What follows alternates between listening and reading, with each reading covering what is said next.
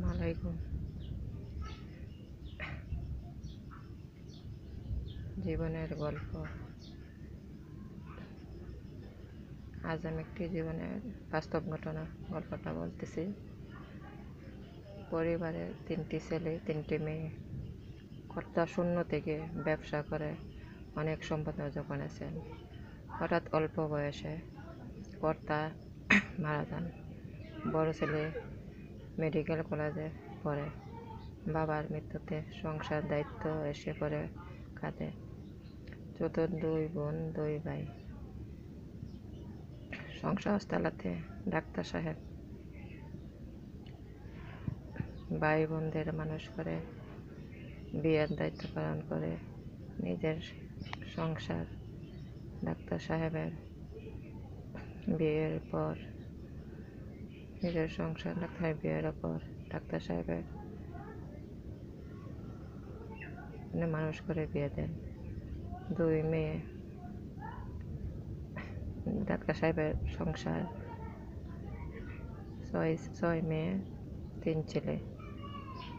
2 মেয়ে 1 ছেলে। বড় ছেলে বিয়ে দেওয়ার পর ডাক্তার সাহেব মারা যান। 4 মেয়ে 2 ছেলে। ছোট ছেলেদের কিন্তু ডাক্তার সাহেবের স্ত্রী চাই যে অসহায় 6 জন নাবালক বাচ্চাদের নিয়ে কেমন করে চলবে।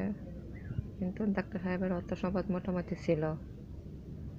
ডাক্তার সাহেব বেঁচে থাকতে অনেক লোকজন আসছে বাসায় খাওয়া দাওয়া করতে। সব সময় লোক ভিড় ছিল খাওয়ার জন্য। কিন্তু ডাক্তার সাহেব মারা যাওয়ার পর ওর ছেলে মেয়েদের কেউ কোনোদিনও একটিবার জিজ্ঞেস করে নাই যে ওরা কেমন আছে। ডাক্তার সাহেব বেঁচে থাকতে কত লোকের অভাব ছিল না। সব প্রতি সময় 4-5 জন 8-10 জন লোক থাকতোই খাবার খাইতে। অথচ কত বন্ধু বান্ধব কত আত্মীয় স্বজন কেউ কোনোদিন ডাক্তার সাহেবের এক ছেলে মেয়েদের একটিবার জিজ্ঞাসা করে নেই এরকম ওরা কেমন আছেন। বিধবা ডাক্তার সাহেবের বউ বিধবা মহিলা, ওদের মানুষ করে বিয়ে দেন, ছেলেদের বিয়ে করান। কিন্তু একটি মেয়ে বড় অসহায়। বড় বোন মারা যাওয়ার বোনের স্বামীর সাথে বিয়ে হয়। শুধু একটি বাচ্চা মেয়ে বাচ্চা আজ থাকার কারণে জোর করে ওদের মা ভাই ভাবি সবাই মিলে জোর করে ডাক্তার সাহেবের মেয়েটাকে ওর বোন জামাইয়ের হাতে তুলে দেন। এর আগে মোর আরেকটি ঘটনা আছে। ঘটনাটা হলো ওর এক চাচা ওকে আদর করতো অনেক, কিন্তু ওর ছেলের সাথে বিয়ে দেওয়ার জন্য ওকে জোর করে ওর বাড়ি থেকে নিয়ে গেছিল মেয়েটা মাকে চাচার সাথে বিয়ে দেওয়ার জন্য। কিন্তু 1 মাস না পেরোতেই আরেক চাচা গিয়ে উনি বিয়ে ঠিক করে আসছেন ওর বাতিদার সাথে। অথচ 1 মাস পরে উনি নিজে গিয়ে বলতেছে যে ওনার মেয়ের বিয়ে করার জন্য। কিন্তু এই মেয়েটার মৌয়ার তো কোনো দোষ ছিল না।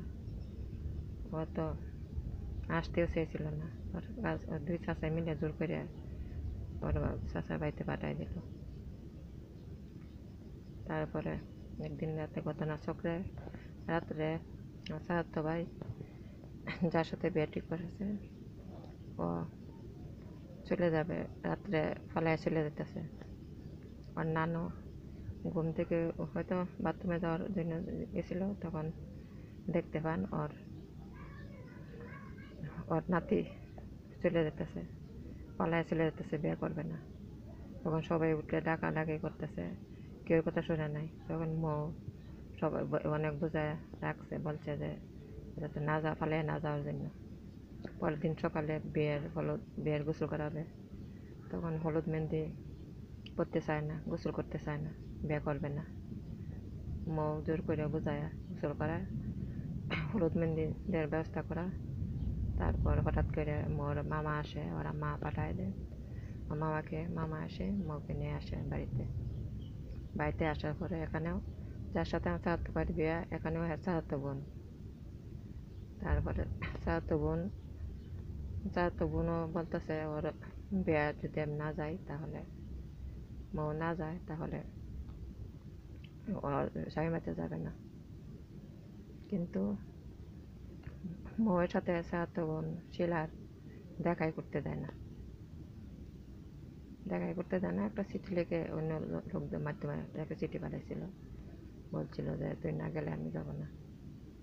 তারপর বরযাত্রী আসে, গাড়িতে নেমে মৌয়ের বাড়িতে এসে বসে থাকে, বিয়ে করবে না, শিলাকে বিয়ে করবে না, চাচাতো বোন শিলাকে। পরে মৌ অনেক বোঝায় ওদের বিয়ের ব্যবস্থা করে দেয়। বিয়ের পরে অনেক দিন মৌয়ের চাচাতো ভাই, মৌয়ের চাচাতো বোন, ওরা দুজনে অনেক ঝগড়াঝাটি করতো, মানে কেউ কাউকে দেখতে পারতো না। কিন্তু মৌ অনেক বুঝে শুনে ওদের মেলার ব্যবস্থা করে দেয়। অনেক দিন পর্যন্ত ওরা অশান্তি করতো, দুজনে কাউকে দেখতে পারতো না, স্বামী স্ত্রী। অনেক বছর তারপর হঠাৎ করে মোর বিয়া ঠিক হওয়ার পরে মোর ভগ্নিপতি পরে ওর মা খবর দেয় আনে যে ওরকে বিয়া দেওয়া দিতেছে। কিন্তু ওর কথা শুনে ভগ্নিপতি চলে আসে কান্নাকাটি করতে থাকে, কোয়া শুনল যে ওরে কোনো ক্ষতি করবে না, ওকে অনেক সুখে রাখবে। কিন্তু ওরা কথা শুনে যে ওর মা, ভাবি, সবাই চাচি সবাই মিলে ওরে অনেক চাপ দিছে যাতে বিয়েটা করার জন্য। পরে একমাত্র জোর করে পারে বিয়া দেওয়ার পরে এমনও সময় গেছে ওর দাদি ঘটনাচক্রে ওকে ডাকে নিয়ে পিছন দিয়ে দরজা তালা লাগে, স্বামীর ঘরে তালা লাগে, পিছন দিয়ে চলে যেত। কিন্তু এভাবে চলে যাওয়ার পরে বিয়ের পর থেকে মোর স্বামী আর খোঁজখবর নেয় না, খরচও দেয় না, খোঁজখবর নেয় না, ভরণ পোষণ দেয় না। এভাবে যাইতে একটা বাচ্চা হয়, একটা মেয়ের বাচ্চা জন্ম হওয়ার পরে মেয়ের জন্মের 6 মাস পরে মোর হাজব্যান্ড বিদেশ চলে যায়। মেয়ে জন্মের পরে অনেক অসুস্থ ছিল, চিকিৎসাও করে নাই, ওর খোঁজখবরও নেয় নাই। তারপরে বিদেশ চলে যাওয়ার পরে 3 বছর পরে আবার দেশে আসার পরে ওর এক ভাবি, ওর ভাই একটা অল্প বয়সে একটা মেয়ে বিয়ে করছিল ঢাকা। তা ওই মেয়েকে নিয়ে ঘোরাফেরা করে, অথচ একটা ওর বউ দেওয়ার জন্য অপেক্ষা করতেছে, ওর দিকে কোনদিন মনে খেয়াল দেয় নাই। ঢাকায় ফিরে থাকে, সপ্তাহে যদি 2 দিন বাড়িতে থাকে তো 15 দিন ঢাকায় থাকে। এভাবে 6 মাস থাকার পরে আবার বিদেশ চলে যায়। কিন্তু একটি দর্শক বন্ধুদের একটি কথা বলবো, মেয়েরা কষ্ট করে বাড়িতে স্বামীর সাথে থাকে, ওর স্বামী যখন বিদেশ থাকে তখন স্বামী এসে অন্য লোক নেওয়ার যদি ফুর্তি করে তার কোনো দোষ হয় না। আর একটা মেয়ের যে অপেক্ষা ছিল ওর জন্য এত বছর, ওর কি অপরাধ ছিল, ওর একটা বাচ্চা কি অপরাধ ছিল, ওদের কোনো খোঁজ খবর নেয় নাই। আবার চলে যায় বিদেশ। চলে যাওয়ার পরে ওর স্বামীর বাড়িতে থাকা অবস্থা শুনতে পাওয়া ওর বোনকে ওরা মেরে ফেলছিল। আগে তো বলতো যে আত্মহত্যা করছে, কিন্তু ঘটনাচক্রে যখন মৌ জানতে পারে ওর বোনকে মেরে ফেলছে, তখন মৌ সরাসরি বলছিল সবাইকে যে প্রতিশোধ নেবে। এই কথা শোনার পরে মৌর হাজব্যান্ডের শাশুড়ি, ননদ সবাই মিলে চক্রান্ত শুরু করে যাতে মৌ যদি থাকে তাহলে তো হয়তো একটা কোনো কিছু ঘটবে। এই ভয়ে ওরা সবাই অনেক চক্রান্ত করে। চক্রান্তর মাঝখানে মোর হাজব্যান্ড একদিন ওর মাকে ডেকে ডেকে আনে, বলে যে আপনার মেয়ে আপনার বাড়িতে নিয়ে যান, কারণ আমি তো বিদেশ চলে যাব, এখন যদি বাড়িতে কিছু হয়, কেউ কিছু করে মেরে ফেলে, তাও তার জবাব আমি দিতে পারবো না। এই কথা বলে মৌকে বাড়িতে, তার মেয়ে বাগ্নি 2 বোন মেয়ে সহ বাড়িতে পাঠিয়ে দেওয়ার পরে ওই যে ভাইয়ের বউ, ওকে তো ঢাকাতে নিয়ে আসছে বাড়িতে, মৌর জন্য কথা বলতে পারে না। এখন মৌ এই যে তখন মৌ করে বাড়িতে পাঠিয়ে দেয় ওকে নিয়ে থাকে।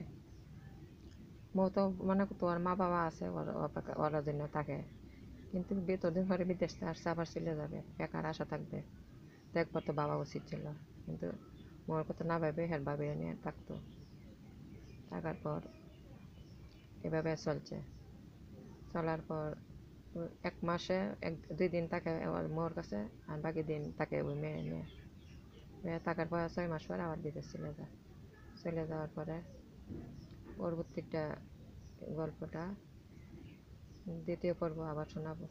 আসসালামু আলাইকুম, বিসমিল্লাহির রহমানির রহিম।